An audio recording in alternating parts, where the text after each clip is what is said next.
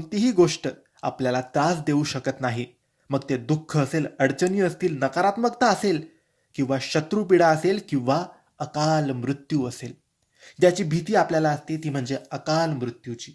अकाल मृत्यूपासून वाचवतात स्वामींचे हे 5 उपाय.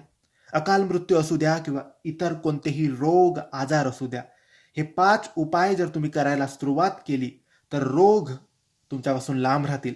अकाल मृत्यू तुम्हाला कधीच टच सुद्धा करणार नाही. आता हे 5 उपाय कोणते? तर मित्रांनो, पहिला उपाय, स्वामींच्या समोर रोज सकाळी देवपूजा करताना तुम्ही चरणामृत ठेवायचं आहे. किंवा स्वामींची मूर्ती असेल तर स्वामींच्या मूर्तीवर ते पाणी अभिषेक करून एका वाटीत काढून देवघरात झाकून ठेवायचं आहे. आणि रोज हातामध्ये, उजव्या हातात थोडंसं चरणामृत घ्यायचं आणि ते सगळ्यांनी प्यायचं. हा एक उपाय झाला. त्यामध्ये